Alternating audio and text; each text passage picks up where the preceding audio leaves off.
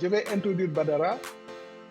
Donc, c'est notre expert en passation des marchés, comme on l'appelle, ou bien en commande publique, comme on l'appelle maintenant dans le nouveau jargon. Monsieur Badara Mbaye, c'est quelqu'un avec qui je travaille depuis près de 30 ans. C'est un ingénieur. Il est expert en passation des marchés. Il a d'autres domaines d'expertise également. C'est un formateur de formateurs. Il est diplômé du CCI, ITC, donc le Centre du commerce international. Dans les formations que nous avions organisées ici à Dakar, on a certifié une centaine de formateurs à travers l'Afrique. Il en fait partie. Il intervient dans nos cours de formation en ligne et même dans nos cours de formation présentielle. Depuis lors, il a animé beaucoup de nos séminaires.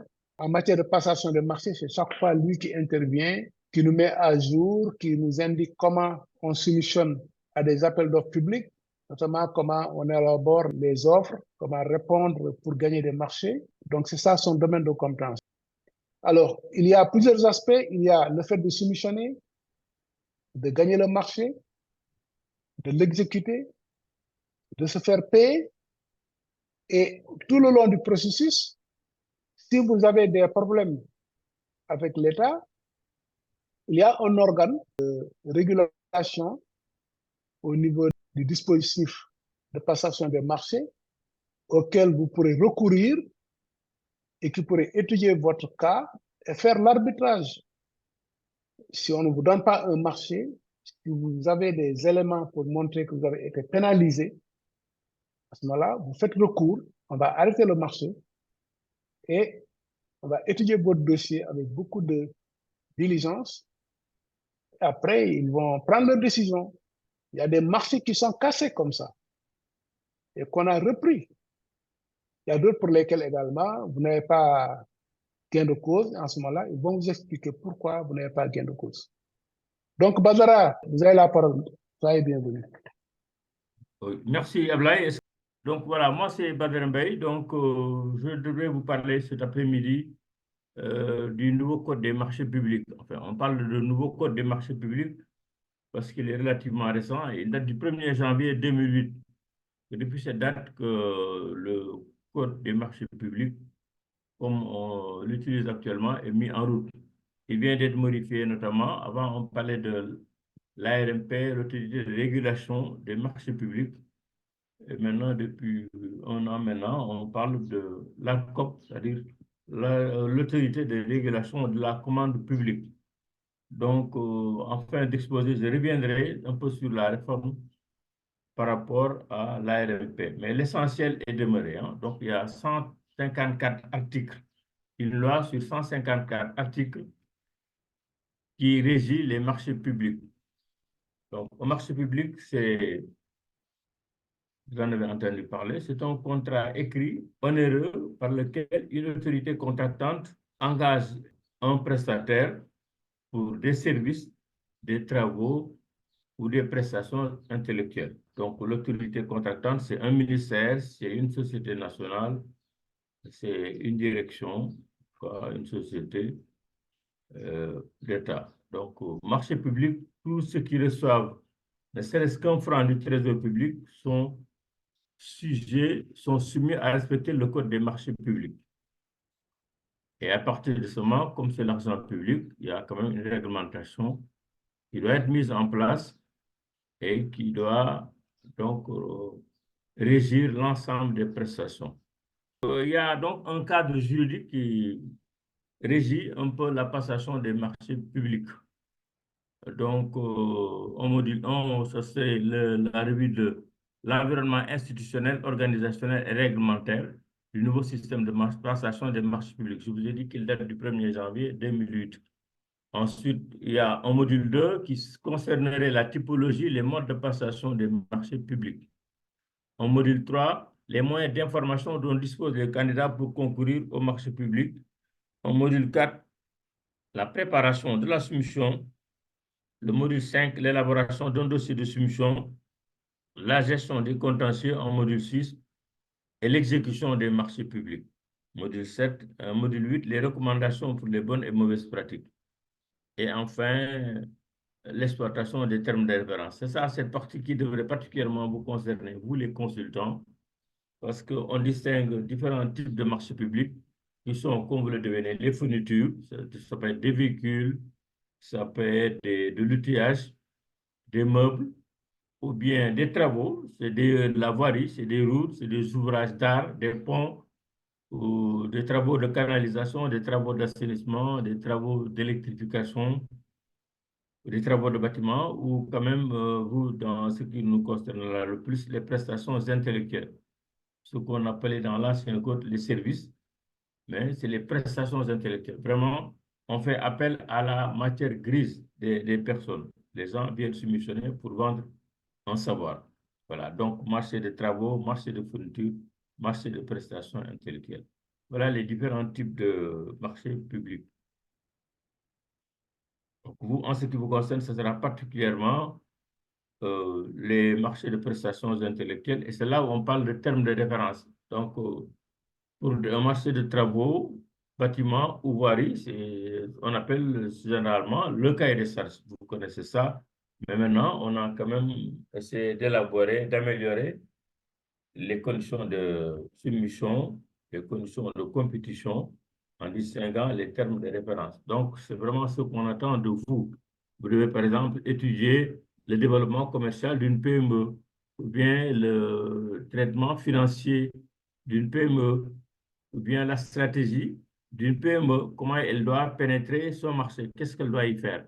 À partir de ce moment, donc, on élabore un cahier de charges qu'on appelle maintenant, dans ce cas-ci, terme de référence. Donc, c'est ça qui fait l'objet du contrat que vous allez avoir avec cette institution, avec cette autorité contractante. Ce que vous allez faire avec l'ADPME ou le bureau de mise à niveau ou bien l'ADER. Donc, ils viendront vous voir et vous demanderont, donc, suivant euh, ce document écrit qu'on appelle les termes de référence, ce qu'on attend de vous. Donc, c'est un document dans lequel on décrit les prestations. Vous devez d'abord faire un rapport préliminaire pour bien exprimer votre compréhension des termes de référence du travail qu'on attend de vous. Élaborer un planning. Donc, vous allez dire les différents rapports. Vous aurez à fournir des rapports à échéance chaque 15 jours, chaque mois ou chaque 45 jours.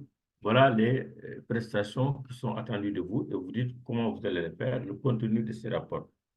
Et après analyse donc de cette méthodologie que vous allez proposer, on va vous donner une note et à partir donc de l'expérience antérieure que vous avez, la compréhension que vous avez des termes de référence, on estime que le dossier que vous soumettez est valable ou n'est pas valable. Et ensuite, il est attribué un certain nombre de points à cela.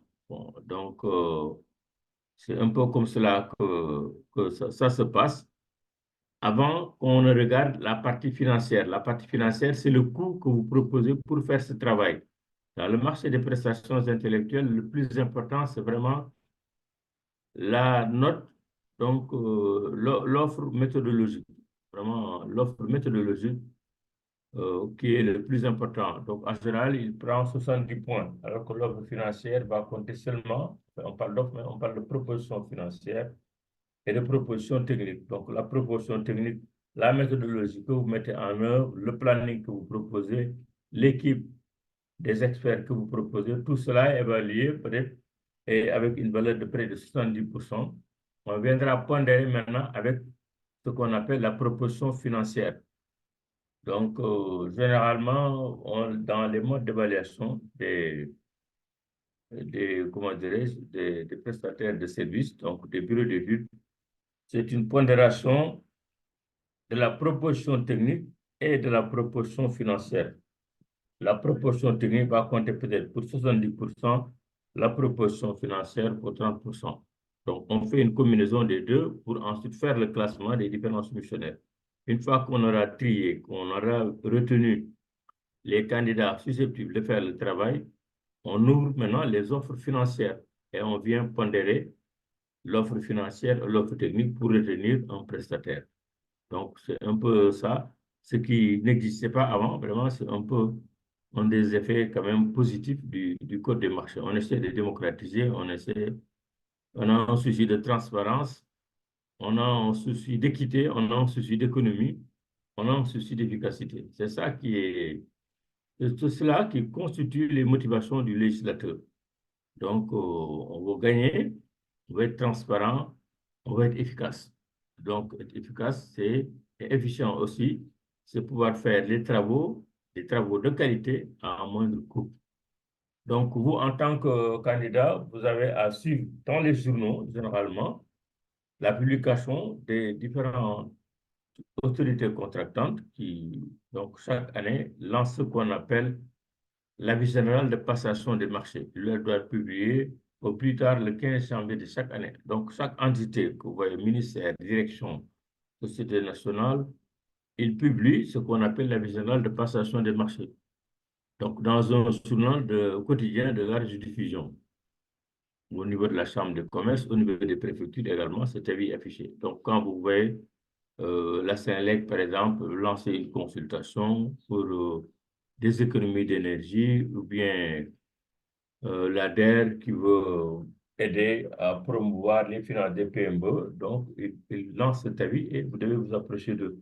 Vous êtes censé écrire, vous dire que suite à votre avis général de passation de marché, nous sommes intéressés par tel marché. Donc, le moment venu, ils sont censés vous écrire pour vous dire que le document, notre cahier de stade, donc nos termes de référence sont disponibles, vous pouvez venir les chercher. Et vous devez répondre. En général, les gens, ils ont 15 jours minimum ou 3 semaines maximum, en général, un mois. Sauf si c'est un dossier d'appel d'offres international, le délai, c'est de 45 jours. Les gens publient donc l'avis de passation de marché. Ils publient leur cahier de charge, ce qu'on appelle le terme de référence, les services qu'ils veulent.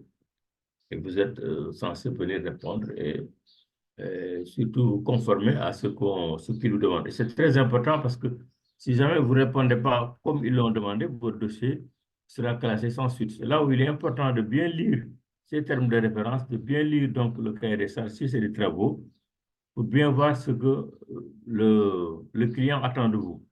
Donc, c'est important.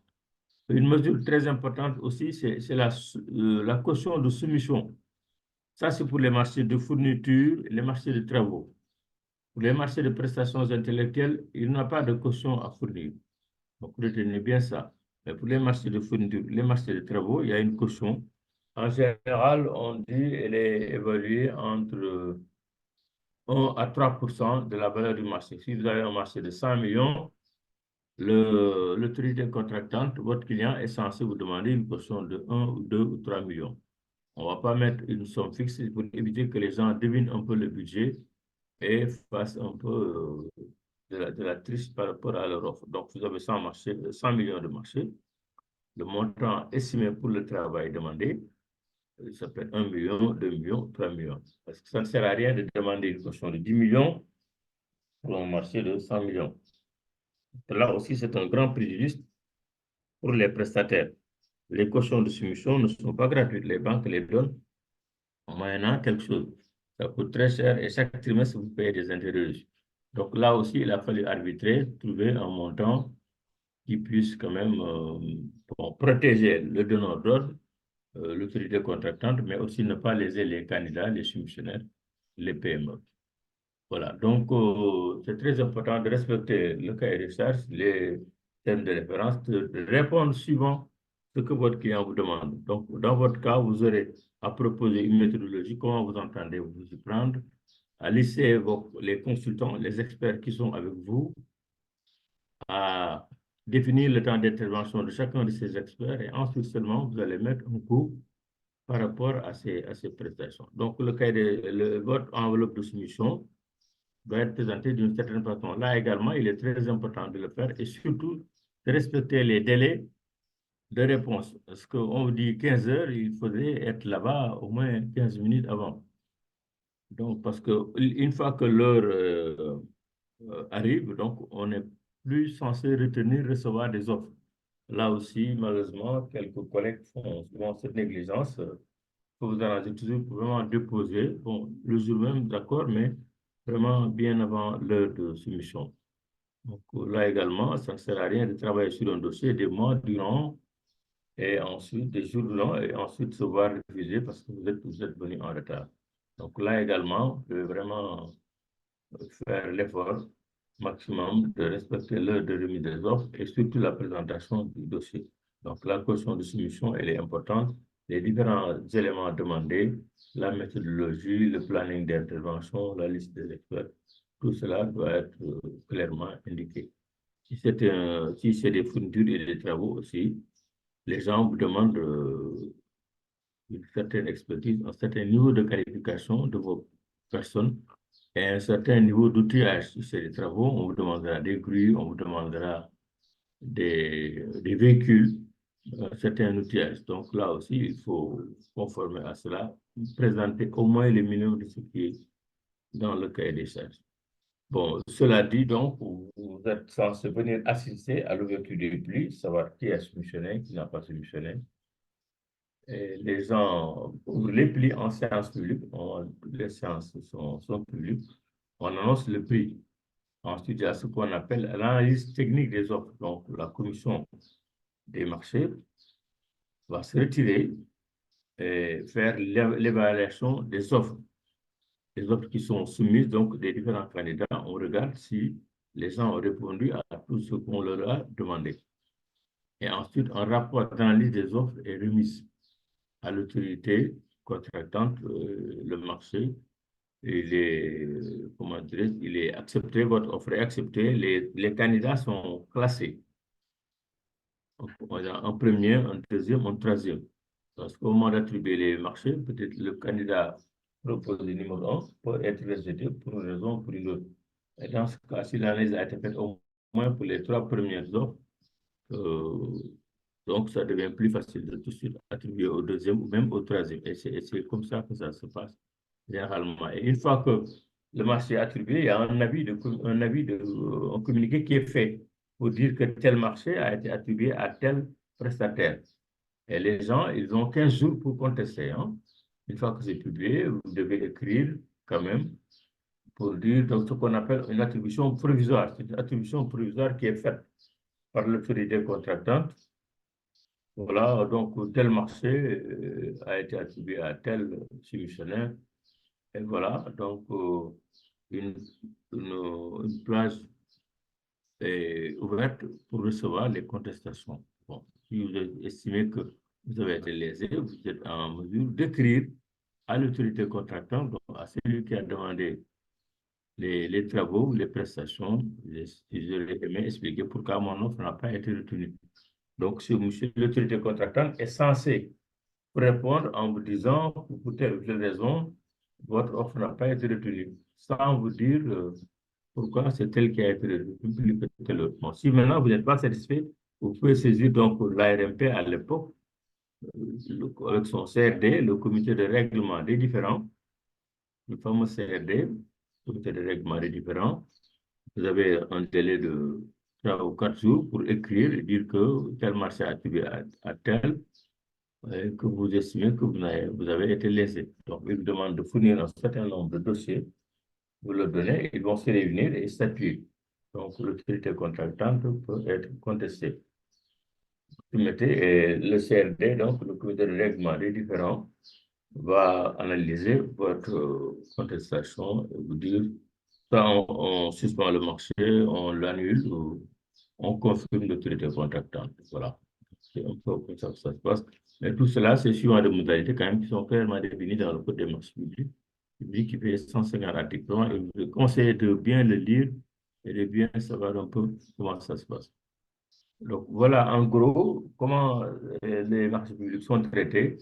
Il est vrai que si maintenant vous n'êtes pas d'accord, vous pouvez toujours saisir les tribunaux. Malheureusement, le marché ne sera pas arrêté pour autant.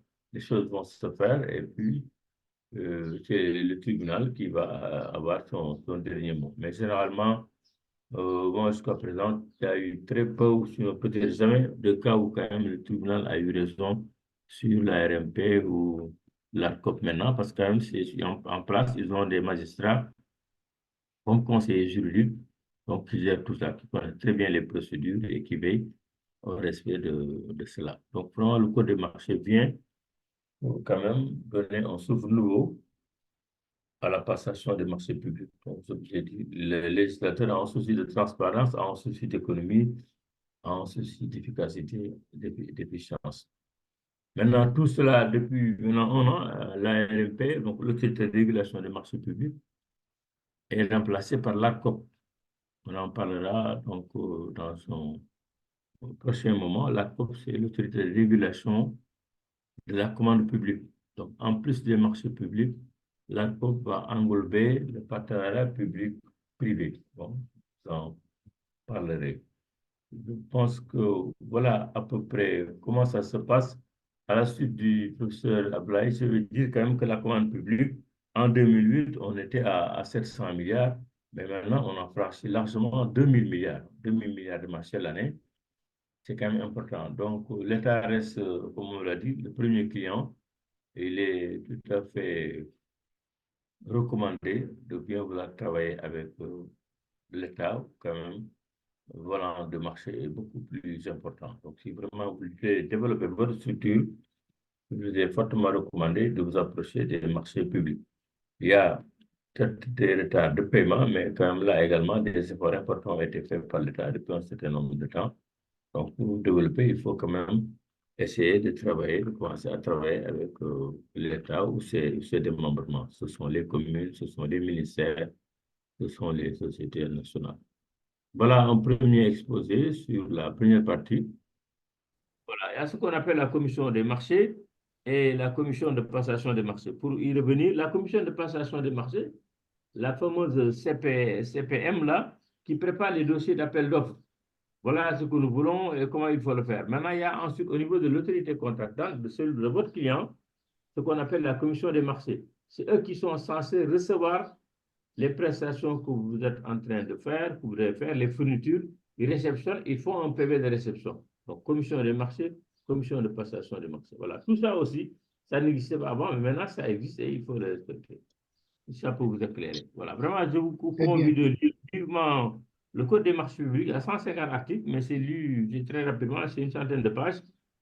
Et consultez aussi le site de l'ARCOP, c'est www.arcop.sn. Vraiment, vous y trouverez tout cela et beaucoup d'informations. Il y a une vie, les appels d'offres sont régulièrement publiés, ainsi de suite, ainsi de suite. Voilà, très bien. On va passer peut-être à la réforme, là. Donc, il y a eu donc depuis maintenant un an ces réformes hein, du Code des marchés publics. Donc, il y a une nouvelle réglementation qui court depuis le 1er janvier 2023. Donc, on est passé à la commande publique. Non, ce n'est plus l'autorité de régulation des marchés publics, mais l'autorité de régulation de la commande publique. Voilà. La commande publique, c'est là où on passe à une gamme un peu supérieure par rapport au marché public, le partenariat public-privé. Vous avez vu un peu dans tout Dakar, tous les projets autoroutiers que nous avons eus, c'est quand même à coup de milliards que c'est chiffré. Bon, il a Touba, c'était 415 milliards. Mbour, Kaolack, c'est 400 milliards. Il reste Saint-Louis-Dakar aussi, ça va être peut-être un peu plus cher, 400 à 600 milliards. Donc, vous avez vu, ça commence à être beaucoup plus important. Donc, l'État contracte avec des privés.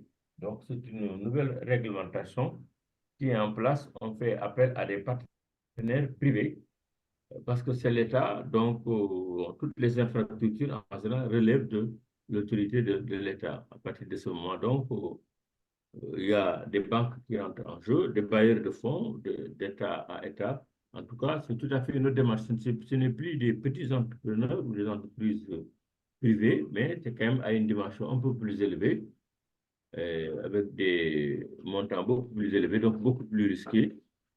On a fait recours donc à ce qu'on appelle un partenariat public-privé pour vraiment financer les grandes infrastructures. Donc, la réglementation a quelque peu changé, mais retenez que dans la base, ça reste les mêmes termes. Il y a juste cette nuance que maintenant, on a un volant d'activité. C'est la commande publique qui devient un peu plus important. Les budgets mis en œuvre deviennent plus importants. Bon, les partenaires sans aussi, c'est entre l'État, les États, entre l'État et entre des structures multinationales où le volume d'affaires est un peu plus important. Bien sûr aussi, les risques sont beaucoup plus importants. Donc, il y a une nouvelle réglementation qui ne change pas fondamentalement la démarche, mais qui est là. Par exemple, du temps de l'ARMP seulement, les matières de marché, il y avait une seule chambre au niveau du CRD, le comité de règlement des différends, il y avait une seule chambre, maintenant il y a deux chambres. Il y a la chambre des marchés publics et à la chambre de la commande publique. Donc, vous comprenez. Donc, c'est le comité de, comme vous ai expliqué, l'arbitrage, quand il y a des conflits, un prestataire n'est pas satisfait de celui qui a passé commande, ou il y a un différend, il estime lésé, il saisit le CRD. Donc, au niveau du CRD, maintenant, il y a deux chambres pour les marchés publics et pour la commande publique. Bon, là, ce que je n'ai pas dit aussi, il y a ce qu'on appelle la notion de territoire. Avant, c'était seulement le Sénégal, mais maintenant, une entreprise ivoirienne, une entreprise burkinabé, ou peut-être pas béninoise ou togolaise, a les mêmes droits qu'une entreprise sénégalaise. Donc, c'est les pays membres de la communauté de la CEDEAO. Donc, ils ont les mêmes droits que les entreprises sénégalaises. De même que les entreprises sénégalaises peuvent aller compétir en Côte d'Ivoire ou au Burkina, avant qu'il y ait coup d'État, bien sûr, que ces trois États se sont retirés de la CEDEAO, c'est le Niger, le Burkina et le Mali. Donc, sinon, avant, tant qu'ils étaient là, ils avaient les mêmes droits que les entreprises sénégalaises et vice-versa. Donc, ça aussi, c'est dans le cadre de l'assouplissement du Code des marchés publics. Je connais beaucoup d'entreprises burkinabées, maliennes, qui viennent là et qui se sont bien positionnées, particulièrement dans les travaux routiers, dans la supervision des routes, parce que quand même, ils se sont montrés, ces cabinets se sont montrés un peu moins chers que les entreprises sénégalaises. Bien qu'ils travaillent avec des experts locaux, des experts sénégalais. Moi, je suis intervenu dans différents cabinets étrangers, maliens, tunisiens, ils sont venus soumissionner, ils ont gagné les marchés et ils travaillent avec l'expertise sénégalaise. Donc, voilà un peu aussi ce qui s'est passé avec l'ARCOP. Voilà. Et ce que je n'ai pas dit aussi, pour les gens qui le désirent, vous pouvez venir soumissionner, enfin plutôt assister aux séances de formation. L'ARMP, l'ARCOP organise régulièrement des séminaires de formation pour former les membres de la société publique, enfin des établissements publics comme du privé, pour les former sur le code des marchés publics. Ces formations durent en général sur 11 jours. Hein. C'est des sessions de 2 jours, de 3 jours, où on vient vous expliquer dans les détails comment est-ce que ces marchés publics fonctionnent, ce qu'il faut faire, ce qu'il ne faut pas faire, et un peu comment s'armer pour être davantage compétitif. Donc, l'ARCOP reste très ouverte. Vous s'agit d'adresser une lettre de demande de participation à ces séminaires de formation et vous êtes accueillis et formés par rapport à ces nouveaux codes, à cette réglementation. Ça vaut la peine de le faire. Ça vous permet vraiment de mieux vous outiller par rapport à la commande publique. Voilà, voilà, mesdames et messieurs, ce que je voulais vous dire. Je reste bien sûr à votre disposition. Et à la fin du cours, certainement, M. Dia vous fera parvenir un certain nombre de documents. Je vous conseille vivement de les lire et on reste à votre disposition. Voilà, les amis, je pense que c'était une première présentation. Bon, notre programme est très serré, mais on verra la semaine prochaine, par exemple. Il faut qu'on continue quand même le programme que nous avions fait, qu'on avait démarré je pense que c'était sur le tableau de bord. Après, on a également le programme sur le commerce international, les opportunités d'exportation. Ensuite, nous avons le programme sur l'intelligence artificielle, dans la mesure où c'est un phénomène assez récent, mais qui est transversal, qui touche tous les aspects de la vie économique et sociale de la planète. Donc, il faut voir comment vous pouvez mettre à profit cette intelligence artificielle pour faire prospérer vos entreprises, pour faire prospérer vos activités économiques et commerciales. Donc, mais parallèlement à ça, ce qu'on va faire, par exemple, la semaine prochaine, on peut donner 30 minutes à Badara Mbaye pour qu'il puisse continuer, s'il est disponible, hein, 30 minutes à 45 minutes pour qu'il puisse continuer à faire les présentations. Chaque fois, il présente un thème. Je pense qu'un thème par présentation, c'est largement suffisant parce que la commande publique, la réglementation, les aspects pratiques et tout, les recours, c'est assez complexe. Donc, il faut le faire progressivement. On ne peut pas, comme il a dit, ça c'est 1 mois de formation, hein, ce qu'il a proposé tout à l'heure. On ne peut pas le faire en un dimanche ou bien même en 2 ou 3 ou 4 dimanches. Donc, on fera des choix. Maintenant, ce qu'il dit, c'est très important. Si véritablement vous travaillez avec l'État, allez voir l'ARCOP, l'autorité de régulation, la commande publique. qui organise des formations gratuites de renforcement des capacités. Lui-même, il est animateur, voilà. Mais sinon, il y a d'autres programmes que nous avons, par exemple, ceux qui ont fait le cours sur le métier de consultant, qui est un cours payant, donc même si on a réduit largement le montant, la plupart d'entre vous l'ont suivi d'ailleurs, qui sont encore là. Dans ce cours-là, nous avons un module passation des marchés avec des exercices pratiques, des études de cas. Donc, vous pratiquez et voilà. Quand on fait une formation, c'est différent d'une présentation de sensibilisation. Ça, on vous sensibilise, mais vous n'êtes pas formé. Pour être formé, il faut faire partie de groupes. On vous donne des études de cas, vous traitez ces études de cas, vous venez en restitution, et puis on présente ce qu'il faut faire, les bonnes pratiques, etc. Donc, à la fin de la formation, vous êtes capable de comprendre les marchés publics, de préparer des dossiers d'appel d'offres, donc des offres techniques et financières, et en même temps, vous serez capable également d'exécuter les marchés dans de bonnes conditions si vous les gagnez. Voilà, donc je m'en arrête là, et puis je vous dis à dimanche prochain.